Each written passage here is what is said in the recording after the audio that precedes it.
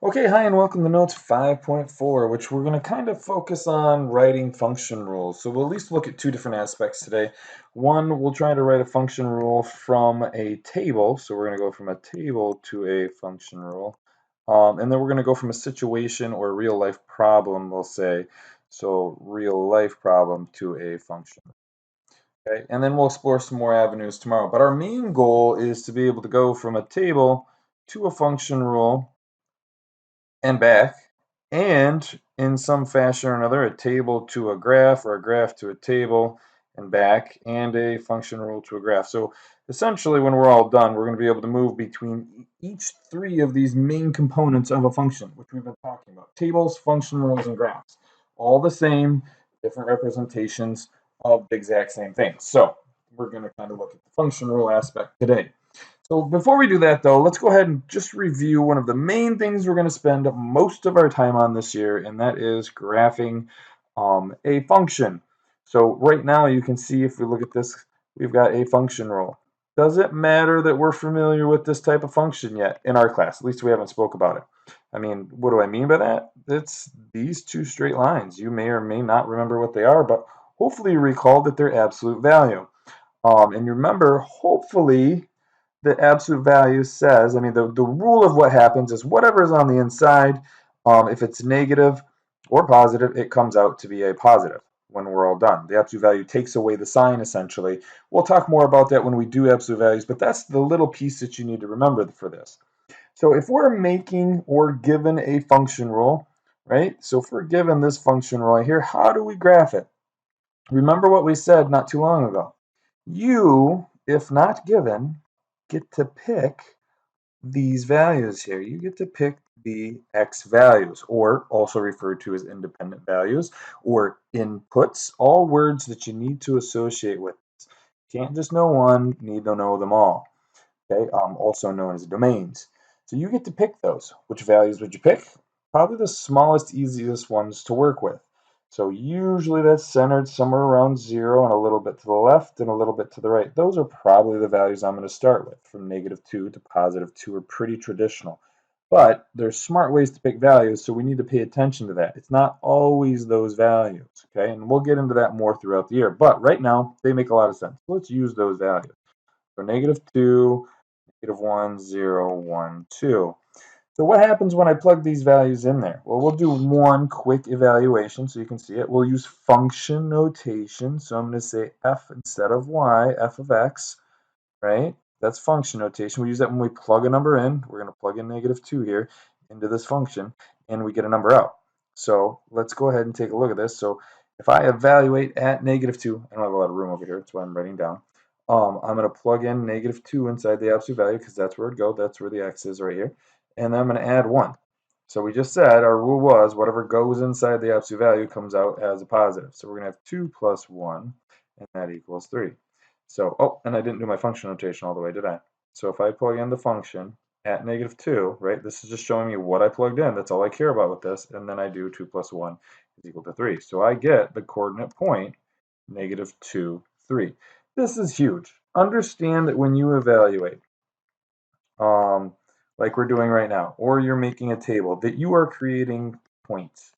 There's an infinite number of points. You just happen to pick the domains for these sets of points. So we're going to take that point there, and we're going to go ahead and plot it somewhere on a graph. Pick a nice red color. So we're going to go into -2 and +3. Okay, so I'm going to do the rest of these in our head because they're pretty easy, so we should be able to handle it.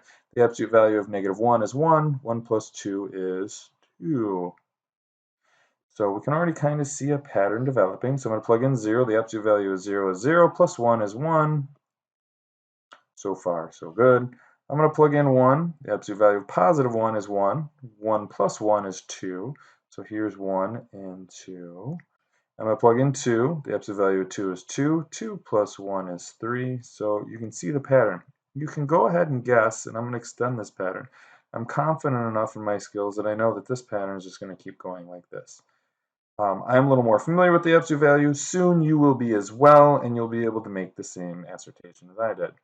So I'm going to go ahead and draw my line in to represent all those points that it didn't connect, and there we go. So I graphed. Again, evaluating, plug a number in, right, get a number out.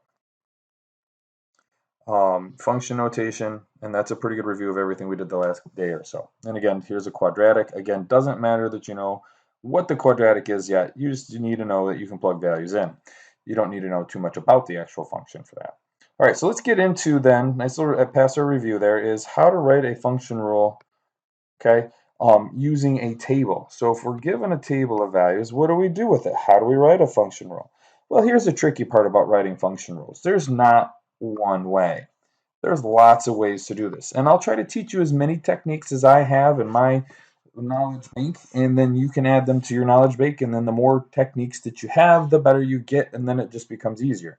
But on the get-go, you only have a couple of tools, or maybe you don't have any tools right now. So I'm going to give you one to start.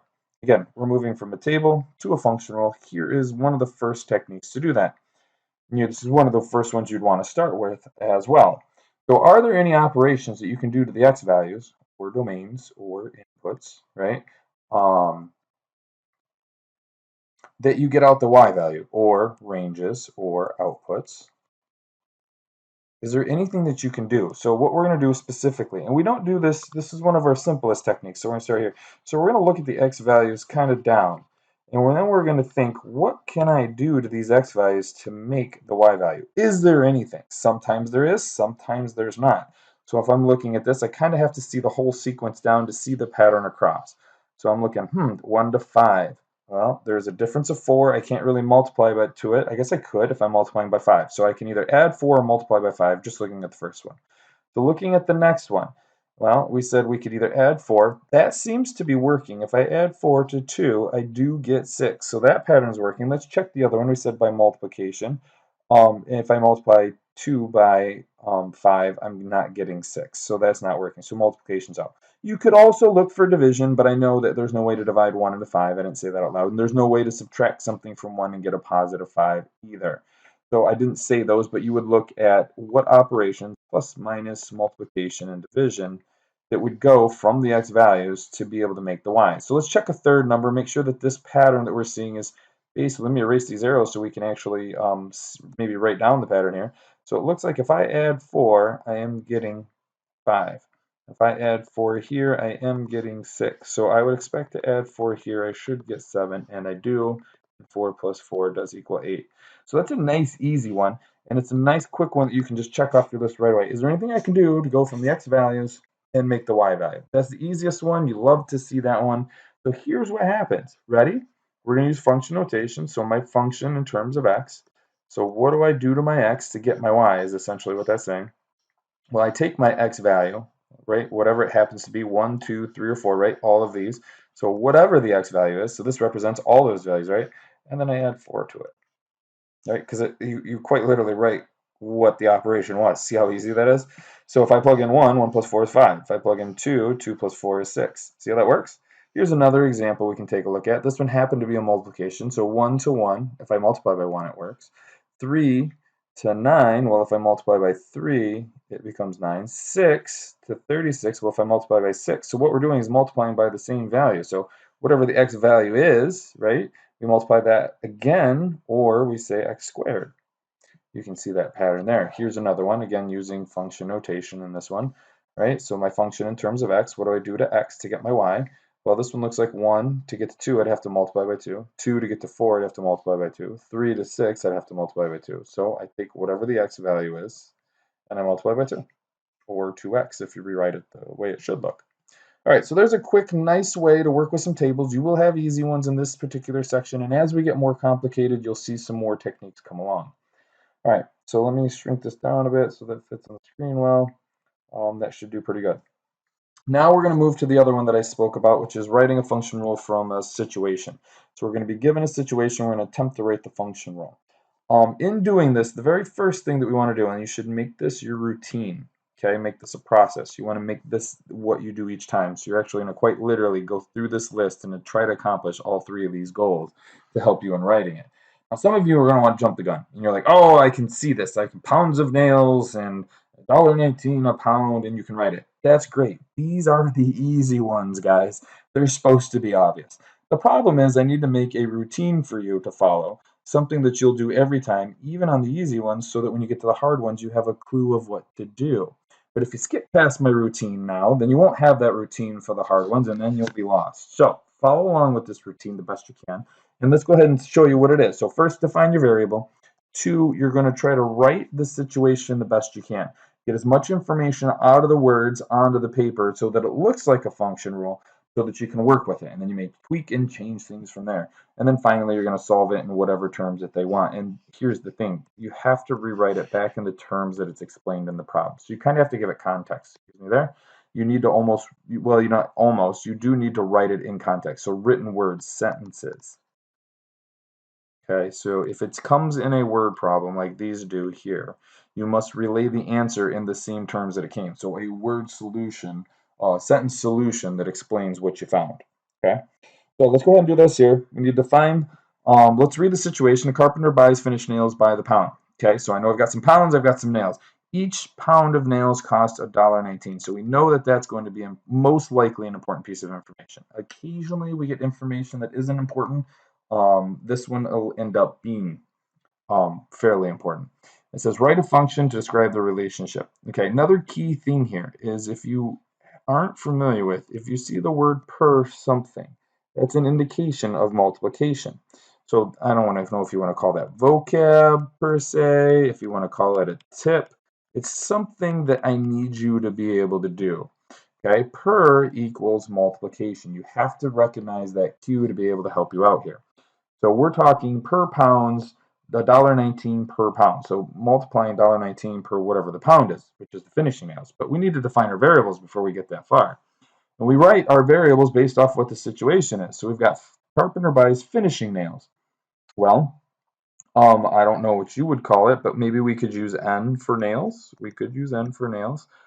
We could use P would be another possible variable. It doesn't matter which one we use for pounds of nails. So number of pounds of nails. Okay, I like that you would write down your variable. Please actually physically write it so that I can see that you've identified your variable. Please do not skip that in your homework and everything that I ask you to do. Write down the variables you're identifying.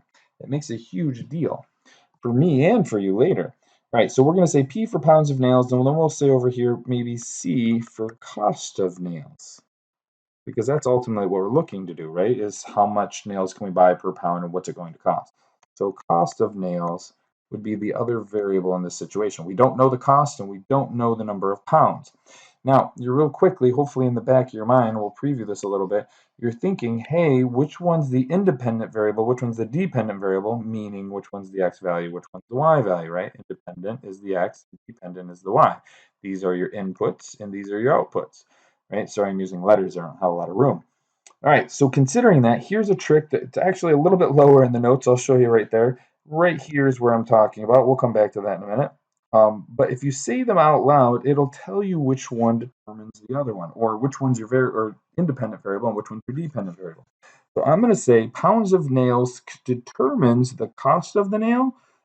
Sounds pretty good. Let's reverse it and see if that sounds as good. The cost of the nail determines the pounds of the nail. Does that make any sense? Does the cost determine how much pounds of nails you buy?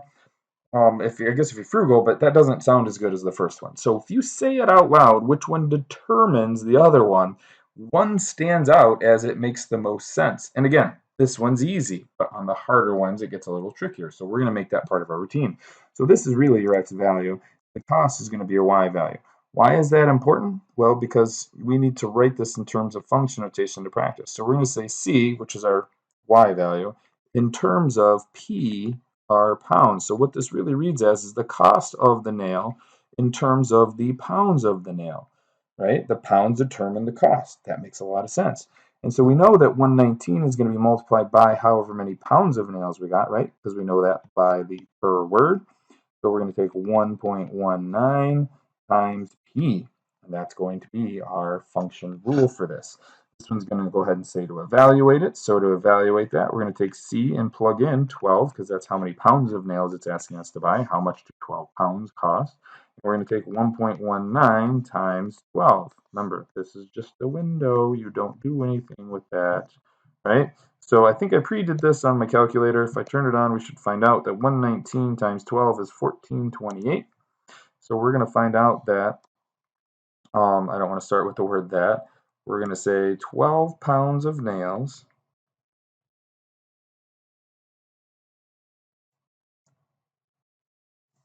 costs, what did I say? $14.28.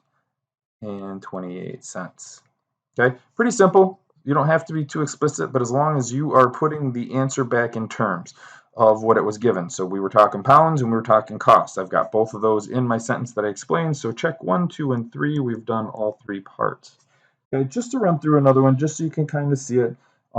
Here's 3A. I'll read it to you and then we'll walk through it really quickly. A journalism class makes $25 per page of advertising in a yearbook. If the class sells P pages, they define our variable for us, thank you very much, of advertising. How much money will it earn? So money and earn is, again, probably a profit here. So we can kind of see our other variable. It says write a function rule to describe that. So first step, identify your independent and dependent variable. So let's say it out loud. Does profit determine the earnings or does earnings determine the profit? What do you think? I think I'm sorry, that's not supposed to be profit. Let's say it the right way. Pages. Do the pages that we sell determine the earnings, or do the earnings determine the pages that we sell? Well, the second way doesn't make any sense at all. Earnings never determine the pages you sell. The pages determine your earnings. So that makes this your, I think we wrote that the wrong way there. At least those are labeled the wrong way. So this is your independent variable, the pages, right? They determine your earnings, which is the dependent variable. Again, so that means your x value and your y value. And this seems tricky, but the more that we do it, the more that'll settle in for you. And that needs to be a big part of what you do because a lot of the stuff we do is a situation. And you have to decide, you have to make the decision which one's independent, which one's dependent.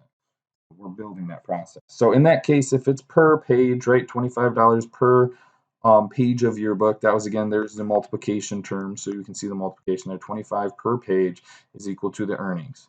Okay, and then again, there was an evaluation. So we've already talked about that part there. I believe we've done enough of these at this point that we're good. I don't need to do any more examples. The rest of the notes will be in your OneNote. You can fill those in if you need to, but I've talked about 2 of them. I feel pretty good about it. I believe this will be close to your homework in class. So, all right, I will see you then.